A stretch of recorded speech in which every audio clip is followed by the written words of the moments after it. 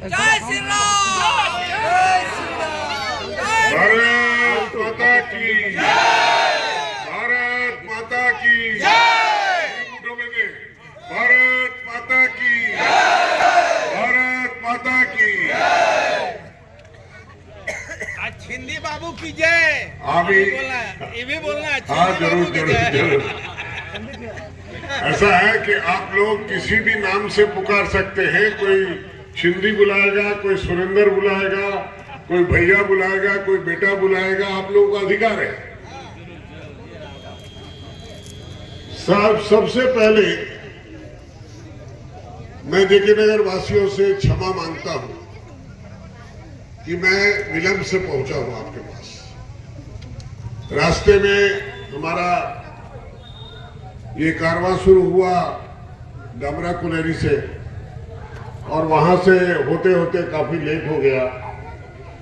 गांव के लोगों के बीच में चलोज गांव, तिराट गांव, हाड़ाभांगा गांव, अभी बहुत सारे प्रोग्राम हमें कैंसिल करने पड़े क्योंकि मैं जाता चाहता था कि समय पर आपके पास पहुंच जाऊं और उसके बाद बाजार में जरा लोगों के साथ में एक कप चाय भी पीऊंगा। तो आप बांग्लाয় बोलबो ना हिंदी में बोलबो? दोनों भाषा में बोलता हूं।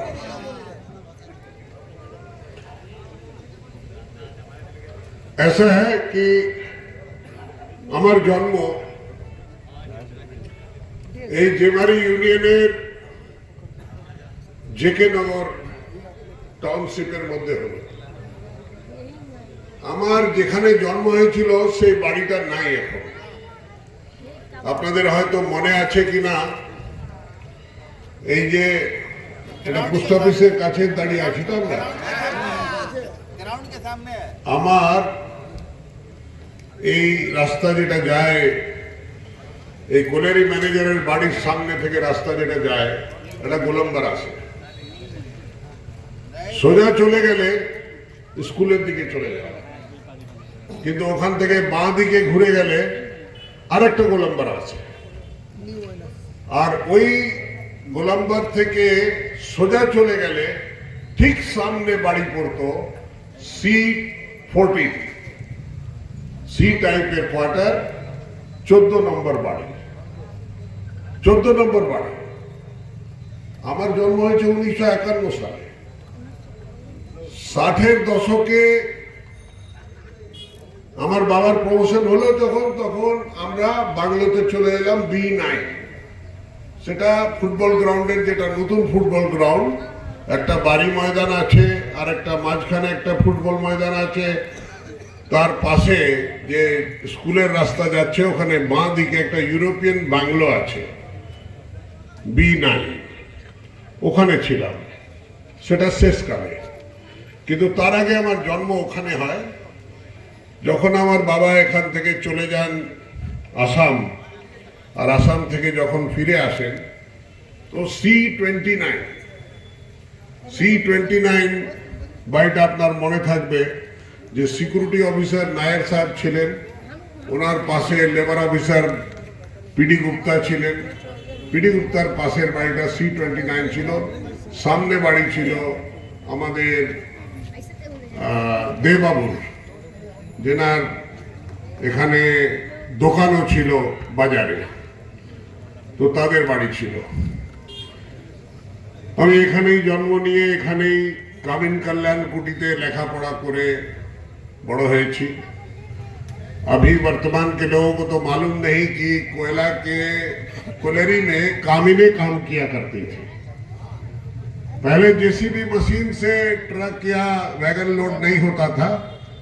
सर पर झुड़ी लेकर, कोयला लेकर, बोझा लेकर वो लोग ट्रक और वैगन को लोड करती थी। उन कामिनों के बच्चों के लिए जो स्कूल बनाया गया था उसका नाम था कामिन कल्याण कुटी। मेरी प्राथमिक शिक्षा कामिन कल्याण कुटी, जिसको मल्टीपर्पज स्कूल के बारे में भी जाना जाता है, जो कि एकदम कोने में था रेल लाइन के साथ। और अभी तो लोगों को भोजन मिलता है सुप्रीम कोर्ट के आदेश पर, मिड डे मील।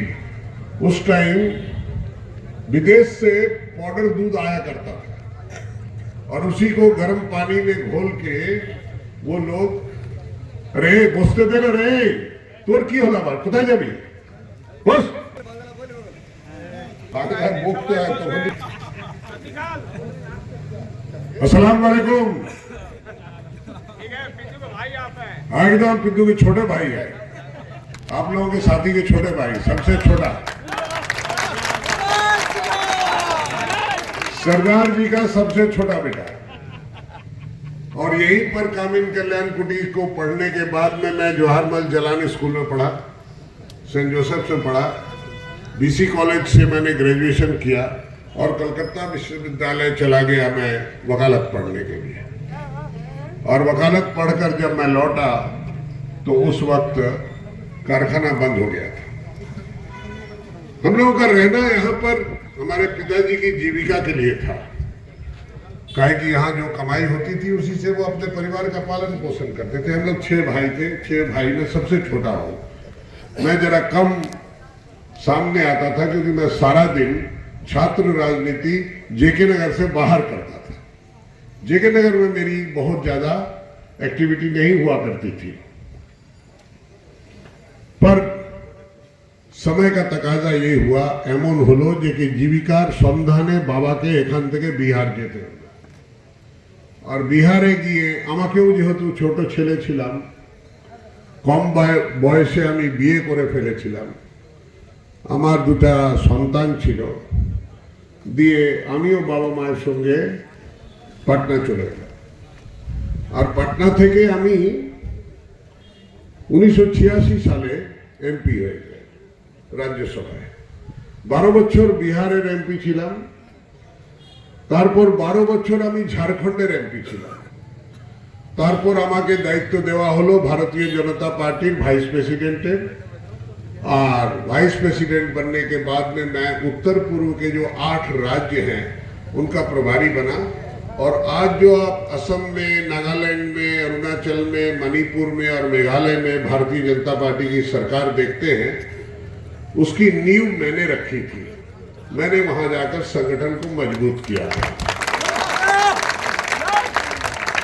और उसके बाद मुझे कहा गया, राजनाथ जी ने, अडवाणी जी ने और नरेंद्र मोदी जी ने 2014 में कहा कि दार्जिलिंग से तुम्हें लोकसभा का चुनाव लड़ना होगा बाईचुंग भूटिया के खिलाफ। बाईचुंग भूटिया वहां का धरती पुत्र और फुटबॉल का कैप्टन, घर घर में उसकी तस्वीर लगी है। कोई हिम्मत नहीं कर रहा था। जब मेरे को कहा गया कि आप जाओ, तो मैंने गुरु का आसरा लेके मैं स्वर्ण मंदिर गया, मत्था टेका, वहां से आशीर्वाद लिया और मैंने हामी भर दी और मैं चुनाव लड़ने चला गया। वहां कोई मेरी जान पहचान का नहीं था।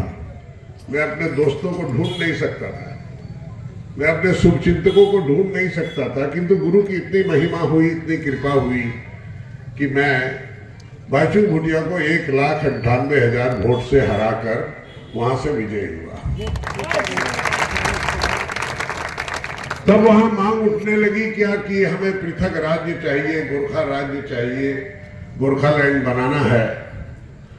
तो मैं चूंकि एक राष्ट्रवादी हूं और राष्ट्रवादी होने के बाद वास्ते मैं पृथकतावाद पर विश्वास नहीं करता। तो मैंने मोदी जी को एक चिट्ठी लिख के कहा कि मैं अपना नाम दार्जिलिंग से विड्रॉ कर लेता हूं, आप किसी गोरखा को दे दीजिए या किसी को उचित जो समझे आप दे दीजिए, किंतु मुझे आप कोई भी चैलेंजिंग सीट पर भेज दीजिए।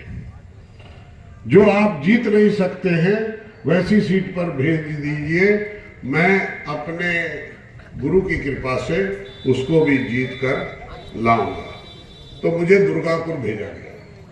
अब बर्दवान दुर्गापुर में ना हमारा कोई पंचायत का सदस्य है, ना कोई काउंसिलर है, ना कोई एमएलए है। और पिछली बार 2014 साल में हमारी जो प्रतिनिधि थी देवश्री चौधरी, वो 3.5 लाख वोट से हारी थी।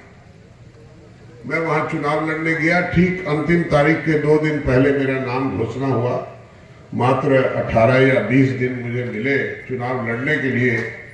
पर मैं वो 3.5 लाख वोट को तो हजम कर गया और उसके बाद बहुत कम वोट से फिर भी मैं 2500 वोट से जीता और जीत दर्ज की मैंने।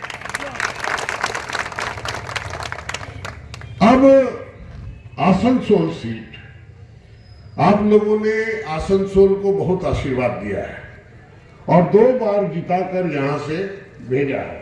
कृष्णेंदु सामने बोस सामने।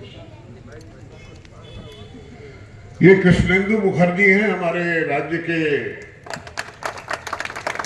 और ये आसनसोल उत्तर से चुनाव भी लड़े थे। आने वाले दिनों में इनको देखिएगा और भी बहुत सारे चुनाव लड़ेंगे। तो हमारे पुराने साथी हैं। मैं कह रहा हूं कि आसनसोल को 2014 में बाबुल सुप्रियो को जिताया। आप ही लोगों ने जिताया ना, क्योंकि मोदी जी ने कहा था मेरे को बाबुल दे दो, आपने दे दिया बाबुल। 2014, 2019 में फिर जिताया और भरपूर वोट दिया। पहली बार जिताया था 50,000 से ज्यादा वोट मिले थे और दूसरी बार 2 लाख से ज्यादा मार्जिन में जिताया, किंतु वो दोगला निकल गया।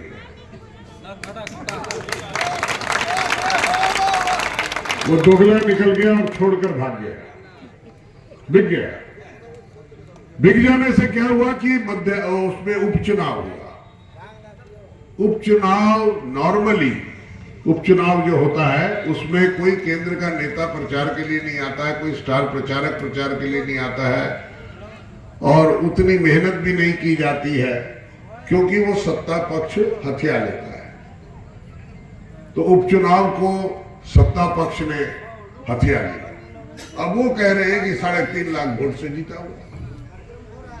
अरे भाई, बाबा शिव का आशीर्वाद लेकर जो नीलकंठ बन सकता है तो उसको 3.5 लाख क्या कहता है? कुछ नहीं कहता।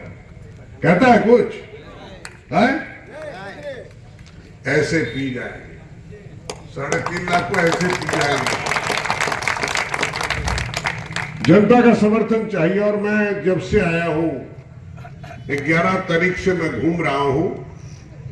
मैं कुल्टी गया, मैं बाराबनी गया, मैं जमुड़िया गया, मैं पांडेश्वर गया, मैं रानीगंज गया, मैं आसनसोल दक्षिण गया, आसनसोल उत्तर गया और आज मैं आसनसोल दक्षिण के ग्रामीण इलाके जेके नगर में पहुंचा हूं जो मेरी जन्मभूमि है। हर जगह नारा यही लग रहा है कि धरती पुत्र है। वास्तव में धरती पुत्र तो हूं। 34 साल में सांसद रहा हूं, बिहार का, झारखंड का, दार्जिलिंग का और दुर्गापुर का। वर्तमान में मैं दुर्गापुर का सांसद। पर मेरी नाभि जो है, बच्चा जब पैदा होता है तो जो नाड़ काट दी जाती है, नाभि का संपर्क सूत्र जो मां के गर्भ से होता है उसको काट दिया जाता है। तो सूखने के बाद में जब सूख जाती है और अलग हो जाती है नाभि से, तो उसको जमीन में गाड़ देते हैं कि उसको कौवा या पक्षी या कुत्ता मत खा ले, इसलिए उसको जमीन में गाड़ दिया जाता। तो मेरी नाभि जेके नगर में गड़ी हुई है। अब कभी कभी नाभि भी सपने में आके कहती है कि बेटा, बंजारा बन के तूने 34 साल विभिन्न जगहों की सेवा की, तेरा कुछ ऋण है, कर्जा है अपनी जन्मभूमि पर, वो कर्जा उतार के जा। तो इस बार मोदी जी ने मेरे को, पता नहीं उनको कैसे संज्ञान हुआ, मोदी जी ने कहा कि आलूवालिया भाई, इस बार आप अपनी जन्मभूमि से चुनाव लड़कर आइए और विजयी होकर आइए। विजय करना कराना जनता के हाथ में है। जनता अपना आशीर्वाद देती है, प्यार देती है, स्नेह देती है। मेरे से आज तक वाले पूछ रहे थे कि भाई आप कितनी भाषाएं जानते हैं? तो मैंने कहा मैं सबसे बड़ी एक भाषा जानता हूं। बोले वो क्या? श्री श्री अनुकूल ठाकुर ने एक बात कही है जो मैंने अपने साथ गांठ में बांध रखी है। वो है, মানুষ আপন টাকা পর যত পারিস মানুষ ধর। মানুষ আপन টাका पर जो तो पारिश मानुष धर। मैंने अभी तक इतने पैसे नहीं जुटे मेरे पास में कि मैं कहीं घर बना सकूं, क्योंकि हो सकता है वो जो मेरे दादाजी की जमीन है ना, जो खाली पड़ी है यहाँ पर, तो शायद खाली इसीलिए पड़ी हुई है कि यही रहना पड़ेगा आके।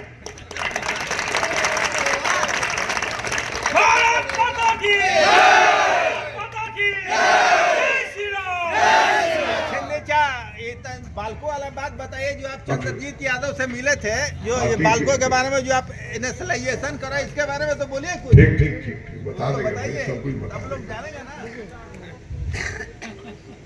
ऐसा जब जेकेनगर कारखाना, बहुत सटीक बात उन्होंने कही कि कुछ बताइए।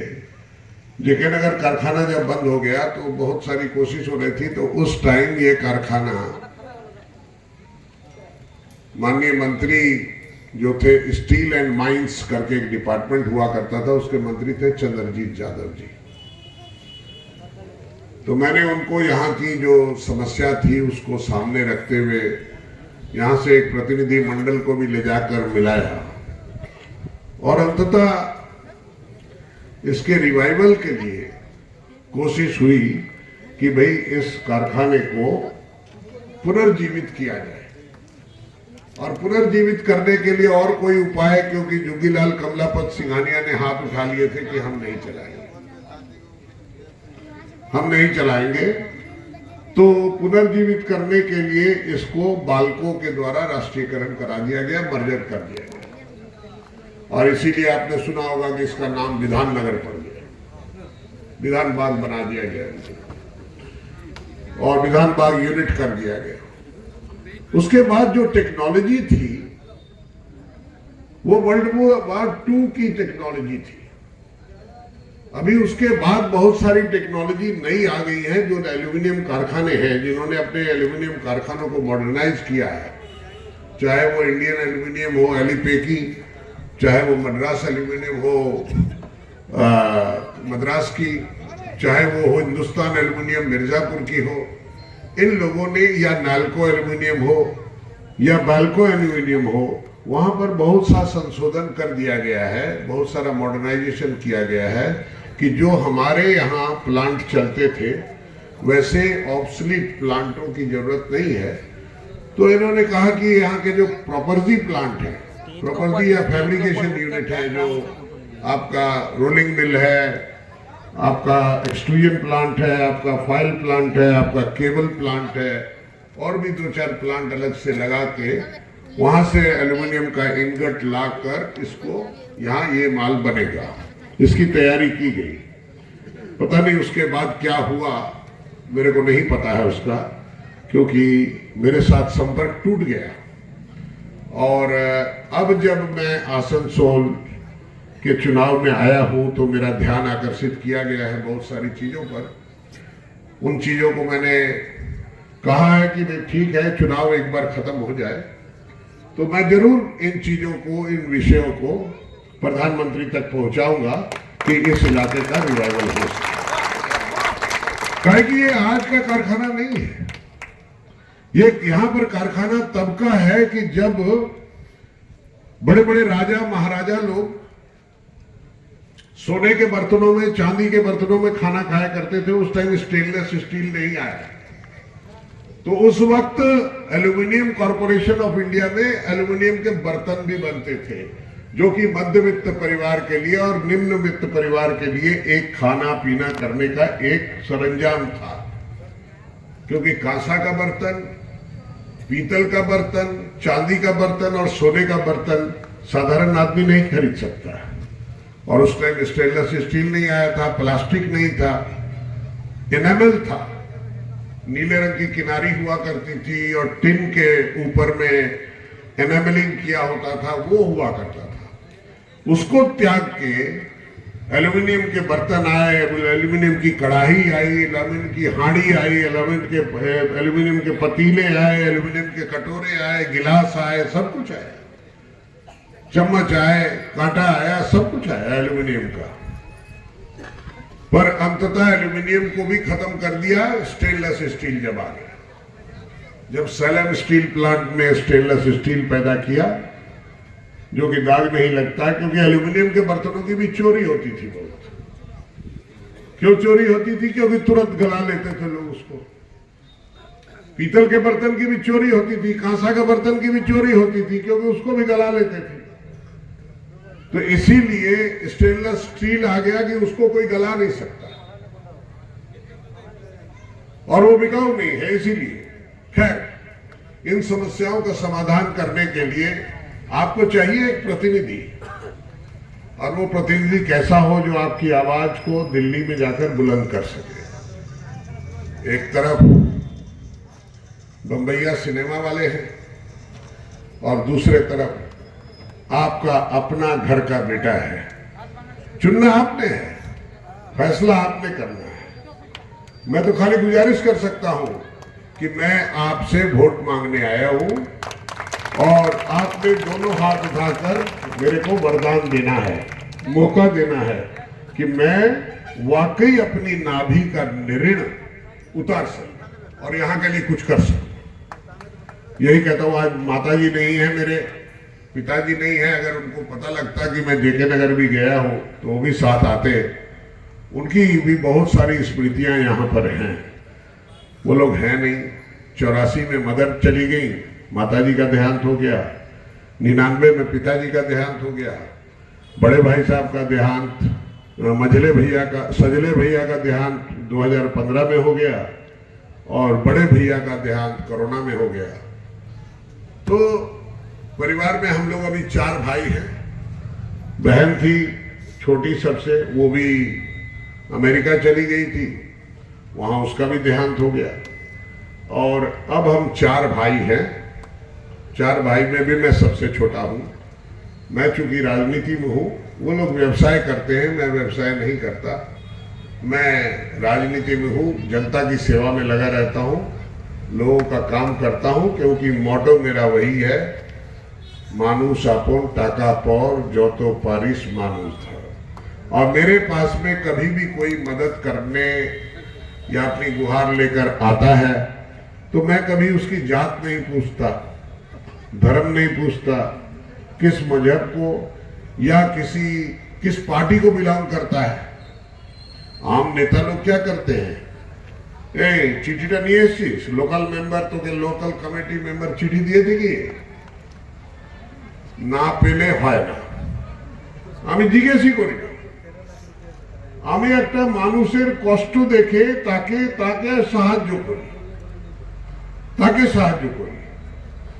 আর আমি কত লোককে প্রধানমন্ত্রী তহবিল থেকে টাকা পাইয়ে তাদের ট্রিটমেন্ট করে দিয়েছি। কত লোক, অনেক সিপিএম এর নেতা, অনেক তৃণমূলের নেতা, অনেক নকশাল নেতা, অনেক সিপিআই এর নেতা, অনেক কংগ্রেসের নেতা, তারা আমাকে অ্যাপ্রোচ করে যে তুই বললে আমাকে প্রধানমন্ত্রী টাকা দিয়ে দেবে, না তো পাবো না। আমি করে দিই, কিন্তু সেটা প্রচার করি না। গরিবের লোকের বাড়িতে কোনো কষ্ট হয়েছে, আর্থিক কষ্ট হয়েছে, তাকে মদত করে বাজারে ঢাক পেটানো উচিত নয়। তাকে মদত করো আর ভুলে যাও। नेकी कर और कुएं में डाल, उसको भूल जाओ। तो ये फलसफा है, यही जिंदगी का मकसद है। मैं उसी हिसाब से काम करता हूं और उम्मीद करता हूं कि आप लोग अपने घर के सदस्य को, घर के मेंबर को अपना भरपूर आशीर्वाद देंगे। 13 मई को चुनाव है। हो सकता है चुनाव के पहले मैं ना आ सकूं आपके पास में, पर अगर आपने प्रतिनिधि चुन लिया तो फिर 60 महीने के लिए आपके पास ही हूं मैं। 60 महीने मतलब 5 साल के लिए मैं आपके पास ही। ये लड़के लड़के दौड़ के फोटो खिंचाने आते हैं ना, तो मैंने कहा अरे घबरा चीज करो। 4th জুনের পর 60 মাস আমার সঙ্গে যত ছবি তোলার আছে তুলবি, কোনো অসুবিধা হবে না। এখন ঘাবড়াস না, চলতে চলতে হাঁটতে হাঁটতে দৌড়াতে দৌড়াতে ছবি তুলিস না, আরামসে বাড়িতে আমার পাশে বসে তুলে নিবি। अभी रास्ते में जब आ रहा था तो एक सज्जन मिल गए चलोद ग्राम में, कहने लगे दाढ़ी सादा हो गए, जोर जोर से चिल्ला रहा है, ए दाढ़ी सादा हो गए सुरेंद्र भाई, तुम्हार दाढ़ी सादा हो गए। আমি বললাম তোর চুলটা কালো নয়, তোটাও সাদা হয়েছে, কলপ লাগিয়েছিস। तो थोड़ा शर्मिंदा हो गया, बोले ना उसका फिर बड़ा भाई आया, बोले ना चलो বাড়িতে অপেক্ষা করছে সবাই, চা খেতে যেতে হবে। अरे आज के समय नहीं रे, हमें आज कुछ गांव ऐसे हैं जहां पर जाने से मैं किसी ना किसी के घर बैठ के चाय पीता था, किसी ना किसी के घर के मैंने माँ का बना हुआ खाना खाता था। तो वो लोग आज भी याद करते हैं। अंडाल गया तो मेरा दोस्त तृणमूल का नेता है, वो कहने लगा कि देखो सुरेंद्र भैया आप आए हो, अब मैं तो तृणमूल का लीडर हूं, मेरे घर तो आके खाना नहीं खा सकते आप, किंतु क्या मेरी माँ जिंदा होती तो तुम कहीं और खाना खाते। तो इसलिए मेरा छोटा भाई रहता है और वो श्री श्री रविशंकर जी का भक्त है, उसके घर में तुम्हें खाना खाना होगा और समझना कि मेरी माँ ने बनाया है। माँ रही नहीं पर माँ ने बनाया। मैंने कहा मैं जरूर खाऊं, रोते रोते उसने कहा, मैंने उसकी बात रखी। तो ऐसा हर गांव में हर जगह लोग अपना अपना प्यार दिखाते हैं। मैं उनका सत्कार करते हुए, उनका सम्मान करते हुए उनके घर जाता हूँ, उनसे मिलता हूँ, बात करता हूँ। और ये तो मेरा अपना परिवार है। यहाँ तो बहुत सारे लोग हैं, कारखाना बंद होने के कारण बहुत सारे लोग यहाँ से चले गए, विभिन्न जगह में रहते हैं। कोई भोपाल में रहता है, कोई जम्मू में रहता है, कोई अहमदाबाद में रहता है, कोई बनारस में रहता है, कोई कलकत्ता में रहता है, कोई लखनऊ में रहता है, कोई रतलाम में रहता है। सबसे संपर्क होता है और सब लोग कहते हैं कोई लौटा दे मेरे बीते हुए दिन, कोई लौटा दे मेरे बीते हुए दिन। तो लौटते नहीं बीते हुए दिन, पर रोते रोते गाकर सुनाते हैं दोस्त लोग। तो आज मेरे को ज्यादा कुछ नहीं बोलना है, सिर्फ मेरी गुजारिश है, एक नंबर बटन मेरा ही है, घुसते पहला नंबर बटन मेरा ही है, कमल छाप का, और वही मोदी जी का बटन है और वही मेरा बटन है। आप मेरे बटन को दबाएंगे तो मोदी जी के हाथ को सशक्त करेंगे, और मोदी जी का हाथ सशक्त होगा तो तीसरी बार मोदी जी प्रधानमंत्री बनेंगे, और प्रधानमंत्री बनने के बाद एक उन्नत भारत, विकसित भारत का निर्माण होगा। देश की दिशा और दशा बदलेगी। आपने देखा जो वचन दिए थे मोदी जी ने वो पूरे किए। आगे भी जो होगा पूरा होगा, अच्छा होगा, उन्नत भारत के लिए होगा। और उम्मीद करता हूं आप इसके बारे में सोचेंगे, जरूर सोचिएगा। और मेरा एक ही आग्रह है, अपना वोट खुद दीजिए, किसी के हाथ बंधक मत रखिएगा। अपना वोट खुद दीजिए, पोलिंग बूथ पर सवेरे सवेरे पहुंच जाइए, जलपान बाद में करिएगा, पहले मतदान कर लीजिए। पूरे परिवार में जितने सदस्य हैं वो सब जन मिलकर सवेरे 7 बजे के पहले पोलिंग बूथ पर आप खड़े हो जाइएगा, और घुसते ही पहला बटन नजर आएगा मेरा, आप उसको दबाकर जब पी करके आवाज करेगी तो फिर नमस्कार करके बाहर आ जाएगा, और घर जाकर नाश्ता पानी करके आराम से सोइएगा, और टेलीविजन लगाकर सिनेमा उनेमा देखिएगा। काहे कि उस दिन तो सब छुट्टी उट्टी का रहता है, कोई काम धंधा बंद हो जाता है, बाजार बंद कर देते हैं। तो किसी झगड़े में, किसी झंझट में नहीं पड़ना है, अपना वोट देना है। और ये अधिकार हमारा या मोदी जी का या ममता बनर्जी का दिया हुआ नहीं है, ये अधिकार बाबा साहेब अम्बेडकर का दिया हुआ कि हर 5 साल बाद संविधान हमें ये अधिकार देता है कि हम अपनी जनता जनार्दन के पास जाएं और हाथ जोड़कर उनसे वोट की भिक्षा मांगे। लोग बड़े बड़े अफलातून बन जाते हैं एमपी एमएलए बनकर, या काउंसिलर बनकर या पंचायत के सरपंच बनकर, आपको पता है वाकई एमपी क्या होता है, एमएलए क्या होता है, काउंसिलर क्या होता है? उसको कहा जाता है अंग्रेजी में पब्लिक सर्वेंट, अर्थात जनता का सेवक। जनता का सेवक, और थोड़ी अभद्र भाषा में कहूं तो जनता का नौकर, जनता का सेवक। इसीलिए प्रधानमंत्री मोदी जी जब बन के गए लाल किले पर, और लाल किले पर चढ़कर उन्होंने लाल किले की प्राचीर से जो भाषण दिया, उस भाषण में उन्होंने कहा पहली बार कि मैं नरेंद्र दामोदर दास मोदी, भारत का प्रथम सेवक, अपनी जनता को, देशवासियों को संबोधित कर रहा हूं लाल किले से। उन्होंने अपने आप को कहा मैं प्रधान सेवक हूं, अर्थात प्रधानमंत्री है, इसीलिए प्रधान सेवक है। हम एक एमपी बनेंगे तो हम सेवक हैं, हम एक एमएलए बनेंगे तो हम सेवक हैं, हम काउंसिलर बनेंगे तो हम सेवक हैं, हम पंचायत के प्रधान बनेंगे तो हम भी सेवक हैं। किंतु हम कभी कभी सोचने लगते हैं कि नहीं, हम अफलातून हैं। अफलातून का किस्सा जानते हैं ना, जो अपने आप को राजा महाराजा से भी ज्यादा पढ़ना बड़ा समझने लगा था। तो वैसा ही हम सेवक के रूप में काम करने के लिए आशीर्वाद देने आए, और आप आशीर्वाद देंगे। दोनों हाथ बांध के जरा कहिए, भारत माता की, भारत माता की। सबका साथ, सबका विकास, सबका विश्वास। हिंदी बाबू की जय। जय श्री राम। सबका साथ, सबका विकास, सबका विश्वास। हम लोग सूर्य प्रणाम करते हैं। कितने लोग सूर्य प्रणाम करते हैं? हाथ उठाएं। करीब करीब सब लोग करते हैं। कितने लोग सूर्य को जल चढ़ाते हैं? करीब करीब सब लोग चढ़ाते हैं। अब देखिए, आप सूर्य को रोज जल चढ़ाते हो, प्रणाम करते हो, और हमारे अल्पसंख्यक भाई पश्चिम की तरफ नमाज पढ़ते हैं ना, पश्चिम की तरफ मुंह करके, और हम लोग पूजा किधर करते हैं? पूरब की तरफ मुंह करके। क्योंकि हमारा मानना है कि हमारा भगवान पूरब की तरफ रहता है, क्योंकि सूर्य उधर से उदय होता है।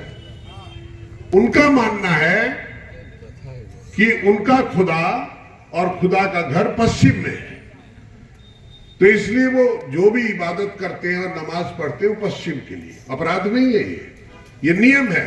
कभी आपने सुना कि सूरज पूरब से उगा और उत्तर में डूब गया? होता है क्या? दक्षिण में डूब गया? नहीं ना। क्या है, कहां पर डूबता है? पश्चिम में। तो इसका मतलब नियम है प्रकृति का कि जब पृथ्वी गोल है, इसीलिए आज जो हमें पश्चिम लग रहा है वो कंपास में वही डूबकर दूसरे दिन पूरब से उगता है। वो सूरज वही है, सूरज वही है। तो सूरज जब सवेरे उदय होता है तो रोशनी कहां देता है? किसके घर में देता है? खाली हिंदू के घर में?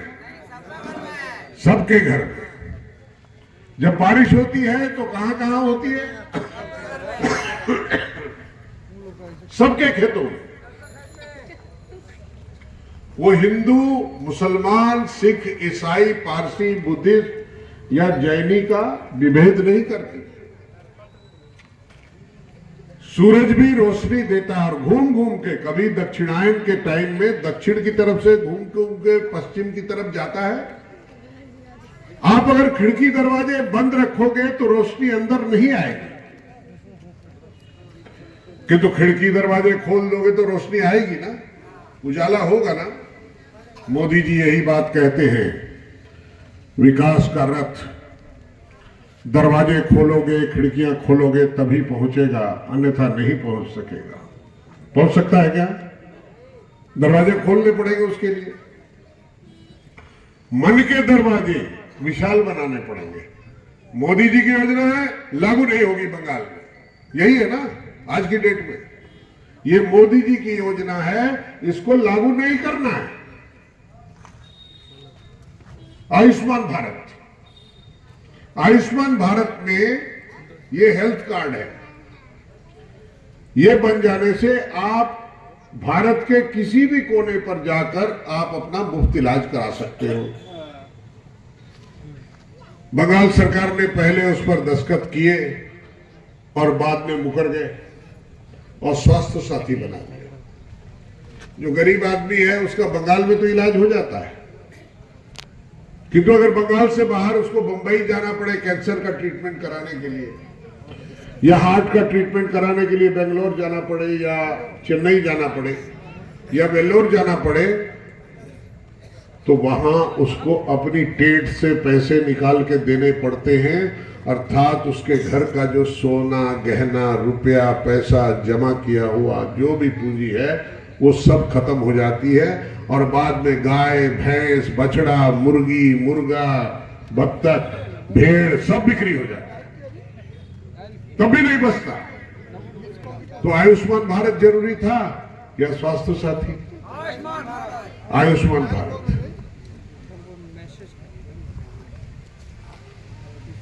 कोरोना काल में जितनी जनधन की योजनाओं के जितने भी महिलाओं के अकाउंट थे, हर अकाउंट पे 500 रुपया करके 3 बार मोदी जी ने भेजा मदद के लिए कि लॉकडाउन चल रहा है, कमाई नहीं है, माता को खाना बनाना पड़ता है, पालन पोषण के लिए 500 रुपया करके भेजा। उस चीज को ममता बनर्जी ने समझा और 221 चुनाव के पहले इन्होंने लखीर भंडार बना दिया। अभी तक 500 देती थी, चुनाव के पहले उसको 1000 रुपये कर दिया, 1000 रुपये कर दिया।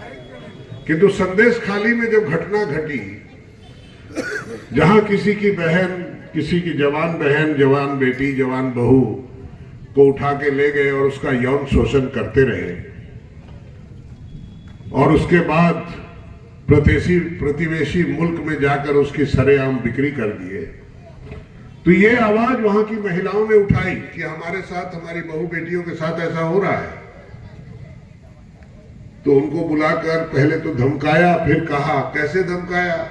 कहा चुप कर बोलिस ना, मुख खुलिस ना, मुख खुलले किंतु तोर लक्ष्मी भंडार बंद हो जाए, लक्ष्मी भंडार बंद देवे। 500 रुपए में, मात्र 500 रुपए में हमारी माताओं और बहनों की इज्जत, इस्मत और हमारी अस्मिता के साथ खिलवाड़ हो, वो जरूरी है क्या? मानते हैं इसको? इसका विरोध होना चाहिए या नहीं होना चाहिए? बोलिए जरा। वहां की महिलाओं ने विरोध किया। अंततः संदेश खाली के हीरो को किसने गिरफ्तार किया? कहां की पुलिस? राज्य सरकार की पुलिस ने गिरफ्तार करना पड़ा। जब मजबूरी आई, महिलाएं सड़क पर आ गई, तो मजबूरी आकर गिरफ्तार करना पड़ा। और जब उसको दामाद की तरह गेस्ट हाउस में रखा गया, तो लोगों ने कंप्लेंट की, कोर्ट ने आदेश दिया कि इसकी सीबीआई इंक्वायरी, और सीबीआई ने केस टेक ओवर कर दिया। तो अब उसकी पूरी इंक्वायरी चल रही है, सारा खुलासा होगा। ये 500 से 1000 क्यों हुआ है मालूम है आपको? ममता बनर्जी गोवा गई थी चुनाव लड़ने, और गोवा में उन्होंने घोषणा की थी कि अगर मेरी सरकार बनेगी, अभी 1-2 साल पहले की बात है,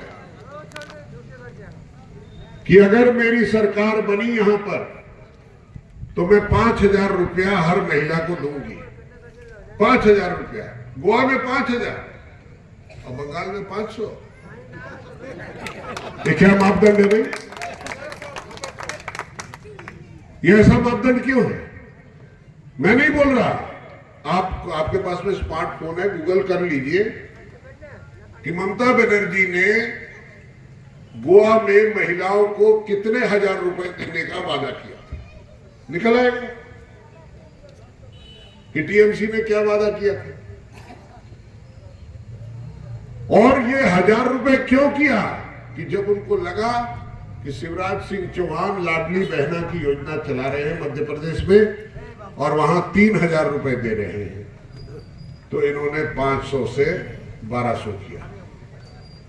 और जो 60 वर्ष से ऊपर वाले हैं उनको पहले नहीं देते थे, अभी कहा कि उनको भी जारी करेंगे। ये हमसे डर के आपका लखीर भंडार बढ़ाते हैं।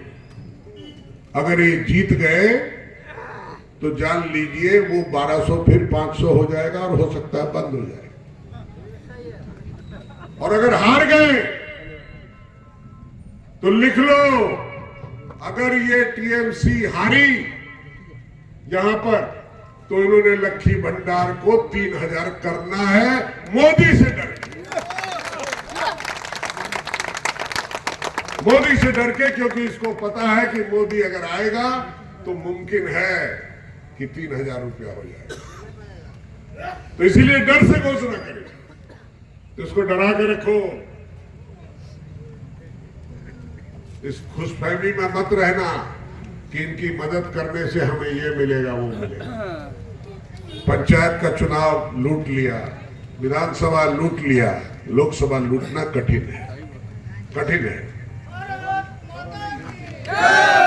और उसका जवाब मिलेगा।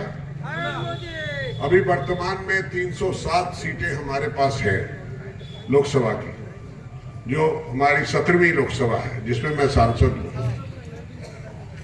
और 18वीं लोकसभा के लिए लक्ष्य तय किया है प्रधानमंत्री मोदी जी ने 370 का।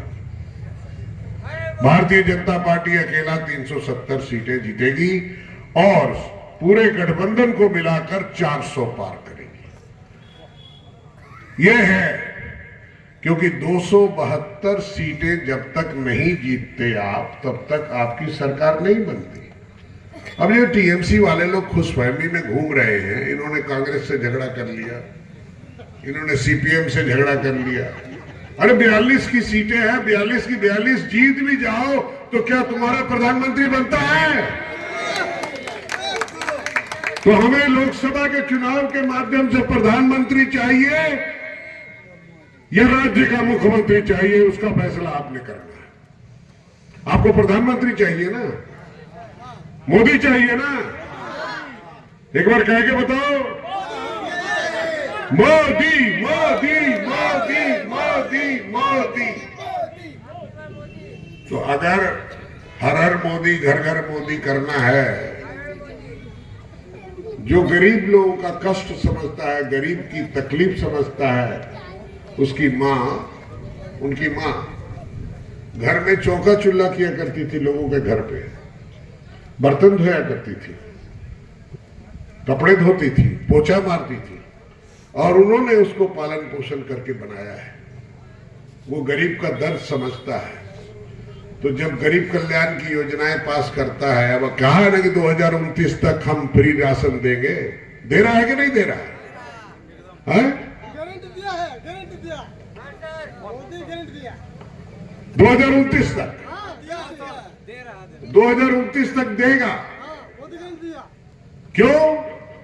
कि जब इसके पहले वाली सरकारें थी तो जो अतिरिक्त अनाज बाजार से खरीद लिया जाता था किसानों से एमएसपी पे, उसको शराब की फैक्ट्रियों में बेचा जाता था कि अनाज से शराब बनाई जाए।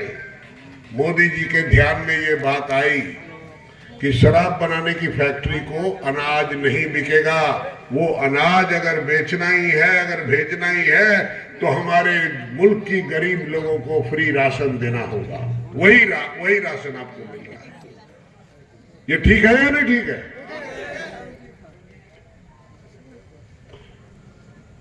आपको मैंने बता दिया, 13 तारीख अपना वोट खुद डालें। 1 नंबर बटन है, आप उस पर बटन दबाकर कमल छाप को विजयी बनाएं और मोदी जी का हाथ सशक्त करें। देखिए, मैं जेके नगर आया हूं तो बादल गड़गड़ा रहे हैं, ये शुभ लक्षण है। इतनी गर्मी के बाद थोड़ी बारिश हो जाए तो इससे अच्छा और क्या है। हम लोग आनंद से घर में पकौड़ा और बुआ बना के खाएंगे। धन्यवाद। आज इतनी बात, फिर मैं कभी आऊंगा और आपसे मिलूंगा। धन्यवाद। जय श्री राम, जय श्री राम। कहाँ चले?